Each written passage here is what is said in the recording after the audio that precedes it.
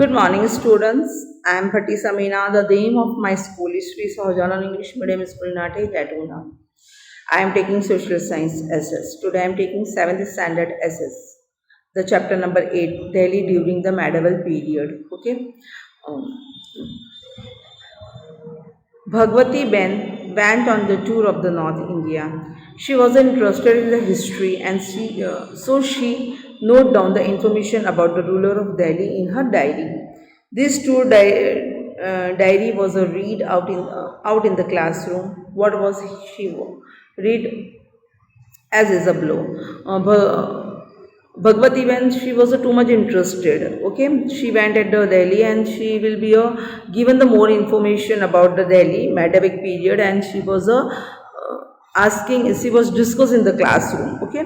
Slav dynasty, Slav means गुलाम, okay. तो ये गुलामों की डायनेसिटी है, मीन्स राजाशाही फिनिश हो चुकी थी एंड आफ्टरवर्ड्स वो एडमिनिस्ट्रेशन को चलाने वाला कोई होना चाहिए. तो जो राजा का मेन एडमिनिस्ट्रेशन यानी जो उसका मेन गुलाम था, he will start loyal slabs, okay, उसका ईमानदार जो उसके पास था उसने वो एडमिनिस्ट्रेशन को संभाला और स्टार्ट किया. तो वो एक गुलामी वाला गुलाम लोगों ने एडमिनिस्ट्रेशन स्टार्ट किया, ओके. स्लाव डायनेसिटी, उसको नाम दिया गया स्लाव डायनेसिटी. अब वो कौन था? वो Qutubuddin Aibak. After the death of Ghori, okay, Ghori is sitting on the throne. After his death, his one of his loyal slave यानी उसका एक गुलाम जो उसका बहुत ईमानदार गुलाम था, okay. Qutubuddin Aibak established the slave dynasty in Delhi. He was the first Muslim ruler in India. He had started construction of the Qutub Minar and his son-in-law Iltutmish had to be completed. So I will start given the information about the Slav dynasty. The Delhi Sultan was found in the beginning of the 13th century, 1206 CE, after the death of Gauri. Gauri के मरने के बाद उसके एक गुलाम ने administration को start किया. One of his loyal Slav became the commander and the administration established control over the throne of Delhi. Thus the Slav dynasty started ruler over the Delhi. राजा के मरने के बाद में उसके गुलाम थ्रोन पे बैठा और he was started the administration smoothly in Delhi. But he was faced too much difficulties because वो खुद राजा नहीं था, वो राजा का एक गुलाम था और उसने स्टार्ट किया, तो जाहिर सी बात है उससे डिफिकल्टीज को फेस करना होगा. So thought he faced many difficulties in establish his power in India. He managed to provide a stable administration. उसने बहुत अच्छे से स्टेबल किया एडमिनिस्ट्रेशन को और he will be smoothly going on. He had started the construction of Minar. Did you hear the about Qutub Minar? Qutubuddin Aibak start the construction of Minar, okay, but he was dead, so after not completed by him, so his son-in-law was completed the construction of Qutub Minar. His name is Iltutmish. He had started the construction of Minar. His son-in-law Iltutmish, who succeeded him, उसने उसको complete किया, succeed किया, okay, complete the construction of that Minar. This Minar which came to known as the famous of Qutub Minar. It's shown in the picture 8.1. The picture is given the Qutub Minar. I will show this Minar is a Qutub Minar, okay.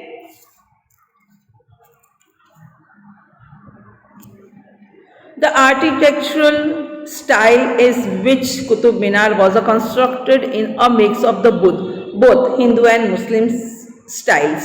उसे इस तरह से बनाया गया है कि वो हिंदू और मुस्लिम दोनों के लिए उसका कंस्ट्रक्शन ऐसा था कि दोनों उसको वैल्यू दे हैं, इस तरह से उसका कंस्ट्रक्शन था. But okay, this place was the capital during the sultan age. ये सुल्तान का वो टाइम पे कैपिटल था, ओके. जैसे हमारा इंडिया का कैपिटल दिल्ली है, गुजरात का कैपिटल गांधीनगर है, वैसे वो टाइम पे सुल्तान का वो कैपिटल था. Iltutmish was also a slave in the beginning. वो शुरू में वो भी एक स्लैब था, ओके, गुलामों में से ही था. He conquered many territories in the India and made them part of the Delhi Sultan. He was started trying and afterwards he was sit on the सुल्तान की प्लेस पे वो बैठा. Okay, so he was known as a founder of the slave dynasty. इसीलिए कुतुबुद्दीन ऐबक ने start किया था सल्त dynasty, लेकिन उसका फाउंडर, मेन फाउंडर किसे बोला जाता है? इल्तुतमिश को बोला जाता है. ओके बेटा, so he know the founder of the slave dynasty, इसलिए उसे सल्त के डायनेसिटी फाउंडर किया बोला जाता है. उसने जो स्टार्ट की थी जो डायनेसिटी, उसका नाम था slab dynasty. His daughter Razia Sultan ascended the throne of the after death of the death in 1236 CE. Razia was the first female ruler sultana to rule over the Delhi. Iltutmish की डेथ के बाद उसकी बेटी थी, वो उस ट्रोन पे बैठी because she was too much capable. Okay, वो इल्तुतमिश के बेटों से ज़्यादा कैपेबल थी Razia Sultana. Okay, so she was sitting on the throne and she was start the administration of the Delhi as the male when she was a court. After, according to the historian of that time, Manhaj in Siraj, Razia was a more capable and the efficient rule than the brothers. However, being a woman, she was not accepted at the rule. Razia Sultan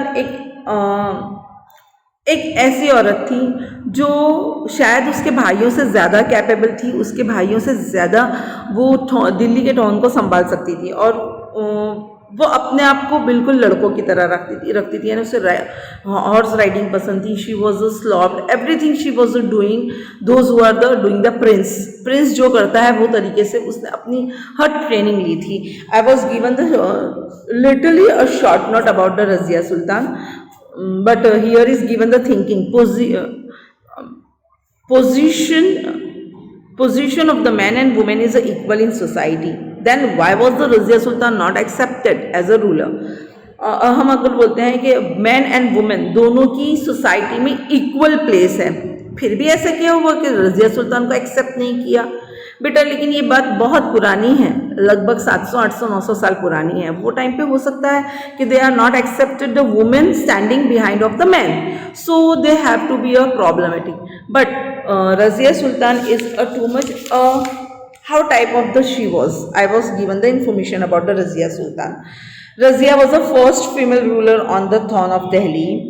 She process all the equality of clever ruler. उसके पास clever rulers यानी जो राजा अगर बैठ के अपने राजधानी को संभाल सकता है वो सब कैपेबिलिटी की थी. वो बहुत क्लेवर गर्ल थी. Okay, she was a more efficient and the intelligent in administration than her two brothers. उसके दो भाइयों से भी ज़्यादा उसके पास एबिलिटी थी कि वो एडमिनिस्ट्रेशन को बहुत अच्छे से चला सकें. She was just genius and the pattern of the land. उसने देश के लिए जो जो करना है हर वो चीज़ सीखी थी. ओके बेटा, she was the expert in the horse riding, swordsmanship and she in the art of war. She went to the battlefield commanding her army.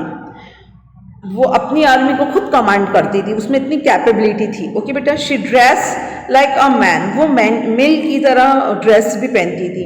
She sat in the court keeping away her burqa. वो जब court में बैठती थी तब उसने अपना बुरखा भी अवॉइड किया था, यानी वो जब कोर्ट में जाके बैठती थी तो वो पूरी तरह से एक मैन का गेटअप लेके बैठती थी ताकि दूसरों को ये एहसास ना हो कि एक औरत एडमिनिस्ट्रेशन चला रही है, because she was too much powerful and she was too much intelligent. So वो अपने दरबार में बैठने वालों के बारे में भी उसे नॉलेज तो होगा ही ना. That's why she is a full administration with own mind. वो अपने माइंड पूरी तरह से चलाती थी. Okay, there was a great influence of the wealthy and the aristocrat in the court of Delhi. यानी दिल्ली के कोर्ट में ऐसे लोग भी बैठते थे जो पूरी तरह से अपर क्लास के थे, यानी जो ऐसा समझते थे कि हम वुमेन्स के अंडर में काम करते हैं. The mentality will be a different from the equality. Okay, so there will be would hardly tolerate to a female ruler over them. उन्हें बहुत ऐसे फील होता था अपर क्लास वालों को कि अरे एक औरत चला रही है, is too much. Then they feel too insulting. उन्हें अपनी इंसल्ट लगती थी. इट्स फील ओवर इंसल्टिंग, ये हमारी इंसल्ट हो रही है कि एक वुमेन पूरा एडमिनिस्ट्रेशन संभाल रही है and we are sitting under of her. So there was be a too much against of her. Okay. Position of the man and women are equal in society. अगर आज हम बोलते हैं कि सोसाइटी में इन दोनों की पोजीशन इक्वल है, फिर क्या वजह थी जो रज़िया सुल्तान को उन लोगों ने एक्सेप्ट नहीं किया? So that's too much interesting. We will be a see. Man and women are considered to be the two wheels of the chariot of the life. हम सोचते हैं मैन एंड वुमेन एक गाड़ी के दो पहिए हैं जिनको दोनों को चलना बराबर है. अगर हमारे पास टू व्हील है, ओके, एक का पहिया बड़ा है और एक का छोटा है, या अगर फोर व्हील है, आगे के दो पहिए बड़े हैं और पीछे के दो छोटे हैं, is it possible they are running on the road? No. So हम ऐसे सोचते हैं कि अगर बैलगाड़ी है, कॉरियट, अगर कॉरियट मीन्स किसे बोलते हैं बेटा? आगे अगर कोई एनिमल है और जो कार्ट पीछे से खींच रहा है उसे कॉरियट बोलते हैं. ओके. सो अगर कॉरियट के टू व्हील्स अगर सेम नहीं है तो हॉर्स कितना भी रनिंग करेगा. Is it possible the cart is working? Is it possible the bullock is running and ox is running and the chariot will going back? No, it's not possible. So we are thinking men and women are considered by the two wheel of the chariot of our life. Still from the beginning women have been dominated by men. पहले ऐसा होता था कि भाई they have to be dominated by the men. Being assumed to the domination over women, man feels ashamed of the considered woman as his equal. पहले के लोग ऐसे थे जो वुमेन्स के बराबर बैठने के लिए शेम फील करते थे कि अरे हमारी बेइज्जती हो रही है, हमसे ज़्यादा आगे हैं. और सो ये पहले चलता था. ओके बेटा. Now we are the all the type of the chariot of wheel. In many respects women are better than man. Still male dominated society is not ready to accept the development of progresses of women. यानी जब इंसान आदमियों का ऐसा होता है कि अरे ये औरत हम सोसाइटी में हमसे आगे निकल जाएगी, इसकी ज़्यादा गिनती होने लगेगी, तो वो ये चीज़ को एक्सेप्ट नहीं कर सकते थे. It's means of the ego. The ego is came into the man's life. तो पहले रज़िया सुल्तान के साथ में जो हुआ था वो भी वही चीज़ थी कि they have to be ego. Razia Sultan was also victimized by such male-dominated society. Razia Sultan भी आदमियों के थ्रू एक डोमिनेट हुई थी, जो आदमियों को ऐसा लगता था कि हम उससे अपर दर्जे पे हैं, हम ज़्यादा कैपेबल हैं, लेकिन we are sitting on the there under of her administration, यानी हम उसके अंडर हैं, तो they have to be a shame field. Okay. She was a more efficient and intelligent than her brothers. She is intelligent. That's why she is sitting onto the throne on that time. Still being a woman, she was not accepted as a ruler. Because why? Because they want to conservation men and aristocratic could be a tolerate of the rule by Razia. जैसे रज़िया ने अगर कोई बताए कि भाई ये चीज़ गलत है, ये करना है, तो they will be against of it कि नहीं उसने हमें क्यों ऑर्डर दिया है. तो they have bear some ego on that time. So बेटा that is the main reason they are not accepted to Razia. Okay.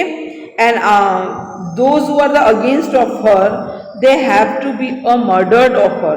उसे मार दिया गया ताकि अगर वो रहे ही नहीं तो वो एडमिनिस्ट्रेशन चला सके. अब उसके मरने के बाद तो किसी को तो संभालना है. Now his brother have to sitting on the throne.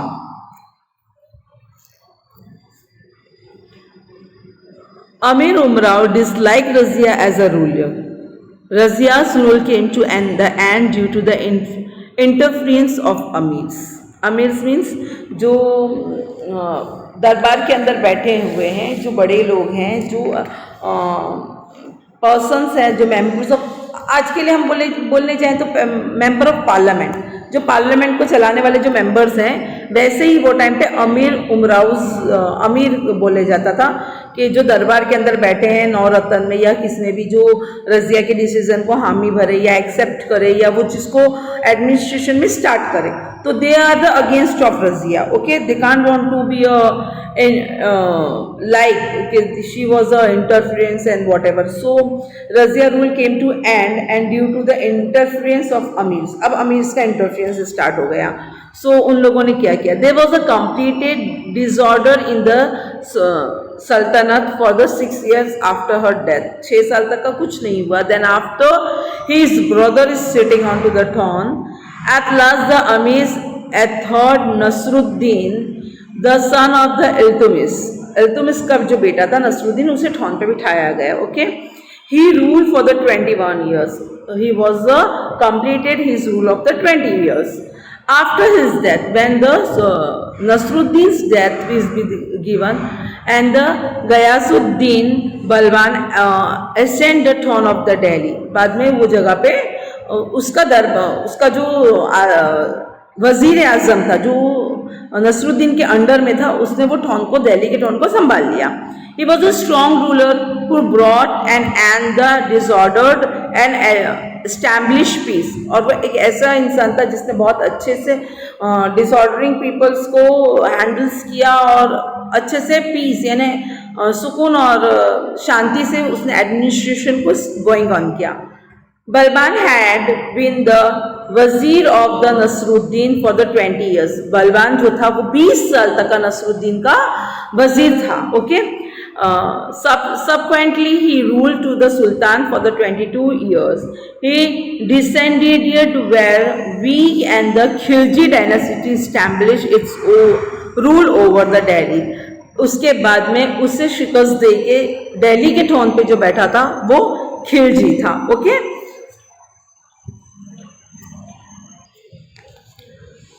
Razia Sultan inscribed on the stone and the coin that she was Iltutmish's daughter.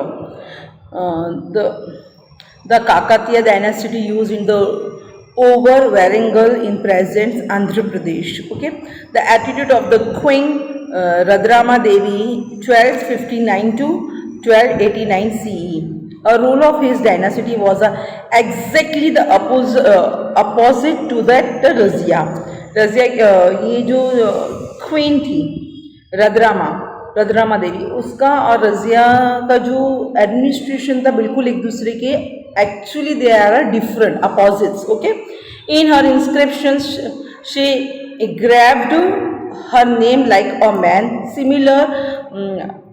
Similar there was a queen Didda who once rule over the Kashmir. She was affectionately called Didi by her subjects. Now Khilji dynasty. I was told to you Ghayasuddin Balban. After Ghayasuddin Balban को शिकस्त दे के Khilji dynasty will be started in Delhi. So Khilji dynasty. The name of the Khilji. Okay, Khilji किसी का नाम नहीं है बेटा. That is the name of one कबीला. ओके, तो खिलजी में जो बैठने वाला राजा था उसका नाम था Alauddin. Okay, the name of कबीला otherwise the name of surname like type of this the Khilji. Okay, Khilji dynasty will started with in 4 years of the Balban death. The Khilji dynasty established its rule over the Delhi. जैसे बलबान की death हुई 4 साल के बाद, with in 4 years के अंदर ही the Khilji will be started the administration in Delhi. The Turk community who belonged to Khilji in the Afghanistan was known as a Khiljis. Okay, जो community है Turk community who belong to Khilji in Afghanistan. Okay, Afghanistan के अंदर रहने वाले जो तुर्क लोग हैं वो खिलजी को बिलोंग करते हैं.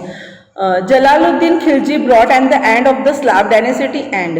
किसने खत्म किया था? जलालुद्दीन खिलजी, यानी sit on the throne in Delhi, Jalaluddin Khilji. And in the place founding the Khilji dynasty in the 1296 CE, Alauddin Khilji was both his son and nephew and son-in-law overthrew Jalaluddin and become the ruler of the Delhi. Jalaluddin के बाद वो throne पे जो बैठे थे वो थे Alauddin Khilji. He was Jalaluddin के साथ में उसके 2 रिलेशन थे. एक तो वो उसका नेफ्यू था, भतीजा, और दूसरा वो उसका सन इन लॉ था, यानी उसके दामाद. Okay, overthrew Jalaluddin and become the rule of Delhi. He was a very ambitious and controlled in influence of the अलेमास एंड द उमराउज in the state administration. Alauddin Khilji framed strict law to the control price. The famous poet Amir Khusro, whose works are well known, adorned his court. There was a complete disorder in the kingdom after his death, and the and the Tughlaq dynasty will started establish the power replacing the Khilji dynasty. Khilji उसकी death के बाद में यानी अलाउद्दीन खिलजी की death के बाद में वहां पे जो बैठे थे वो तुगलक थे.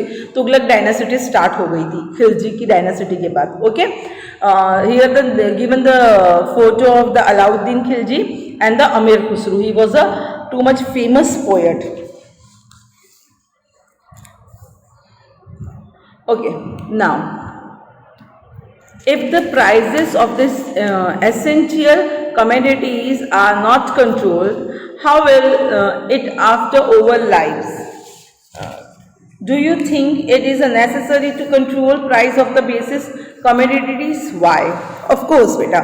If there is a no price control on the basic commodity of life, यानी एक price control करना ज़रूरी था. क्यों? क्योंकि अगर ये नहीं करते हैं तो क्या हो जाता है, it's out of control. Okay, commodities of life that the price keep the increasing. कोई भी कैसे भी इंक्रीज कर सकता है प्राइस, तो एक प्राइस सिचुएटेड कर देना जरूरी था. It's a bring people under the pressure of the ड्रीननेसलेस life become a difficult for the people belonging to poor and the middle class of society. अगर एक प्राइस जैसे हमने बोल दिया रेफ्रिजरेटर है. ओके, रेफ्रिजरेटर एक नाम ले लिया रेफ्रिजरेटर, जैसे एक प्राइस दे दिया भाई ये 12,000 रुपीज़ का आता है, तो जो गरीब है अमीर है जो भी है वो सोच सकता है ये 12,000 का ही आता है. लेकिन अगर हम लेने जाए तो अमीर के लिए 12,000 रुपए का और गरीब के लिए 15,000 का, कोई भी ऐसे प्राइस वो लोग बताते थे. तो ये अलाउद्दीन खिलजी ने was be a given the one price, एक ही प्राइस. जैसे आज हम बोलते हैं जीएसटी है, एक ही प्राइस सबके लिए 80% देना है, वैसे एक प्राइस उसने अलाउद्दीन खिलजी ने सबमिट कर दिया था कि एक ही प्राइस होना चाहिए whole our administration. They find it hard to make both end meet. They are in the critical condition where to put curb onto the commodities of the minimum requirement for the crores of the peoples belong to poor and the middle class of society. उसका सोचना था कि अमीर लोगों से ज़्यादा poor middle class वाले और पुअर लोग हैं. तो जैसे अनाज है, गेहूँ, चावल, ये सब के ऊपर ही एक फिक्स प्राइस दिया होगा वो टाइम पे, क्योंकि पुअर पीपल अगर बोल रहे हैं तो they want to need more about the food, otherwise they are not purchase the hi fi things. So Daniels is also responsible for the clash in the family, unrest, peacelessness in the society, and for the societal incident cases. And in a society they have to be a problematic comings. Yes, I feel that there should be a strict price control. एक control होना जरूरी था, strict price. उसने एक strict price control किया था. If there is a price control over the commodities to become a requirement, price keep under control and the people can avail commodities easy and affordable at controlled price. People are lose worried, they get rid of the crisis of the dearness. एक price control करना ज़रूरी था, जो क्योंकि इससे क्या problem होती थी, जो अमीर लोग हैं they have to be purchase easily, but the poor and middle class have taken the difficulties about that. So he was a strictly controlled price and easy and comfortable life for the poor people and the middle class. Now first we will be as a slab dynasty. Slab dynasty के बाद में slab dynasty में इल्तुमिश ने संभाला, रजिया सुल्तान ने संभाला, फिर उसके बेटे ने नसरुद्दीन ने संभाला, फिर उसके वजीर आजम दलबाल ने संभाला. उसके बाद में हैंड ओवर हुआ खिलजीज को. ओके, खिलजीज के बाद में दिल्ली का टर्न टेक ओवर हुआ तुगलक डायनेसिटी को. ओके बेटा, Ghayasuddin Tughlaq found in the Tughlaq dynasty within 4 years after the death of Alauddin Khilji. Alauddin Khilji की डेथ में 4 साल के अंदर एक न्यू डायनेसिटी बनी जिसका नाम था Tughlaq dynasty and it's was found by the Ghiyasuddin. Okay, डाक चौकी the post service was started in this time. Tughlaq dynasty के टाइम पे एक पोस्ट डायनासिटी स्टार्ट, यानी हम बोलते हैं ना पोस्टमैन आते हैं, या आज तो बहुत इजी है, SMS, WhatsApp, Insta, Twitter, it's easy, but that time it's not easy, so they have to be start the message passing through by the डाक चौकी. Was started in this time. Who was started? Ghayazuddin Tughlaq found the Tughlaq dynasty, and that time he was started the postal service.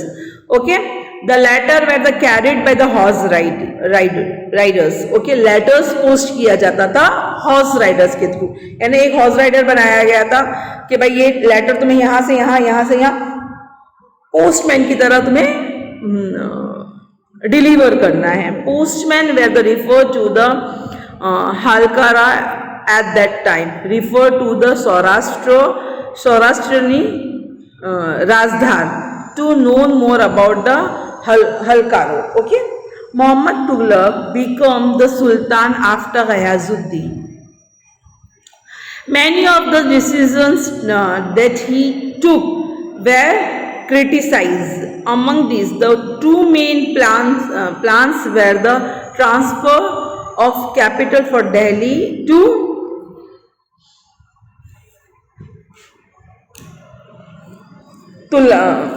Dulatabad, and introducing the mode of copper currency. वो time पे उसने copper currency start की थी. से पहले तो शायद gold currency use होती थी, gold and silver, so he was started the copper currency. During Mohammad Tughlaq's reign, Ibn Battuta as the African travel from Tanjir belonging to the Habshi tribe. उसके टाइम पे हस्पी ट्राइब स्टार्ट हुआ, यानी those who are coming from the Africa for the doing the travelling, and they will be started the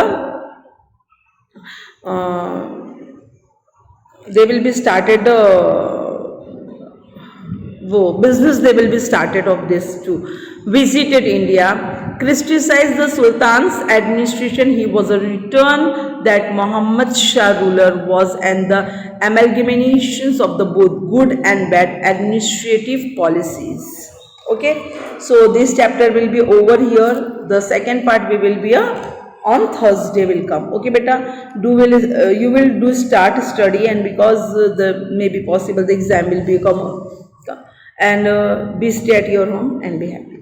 Goodbye.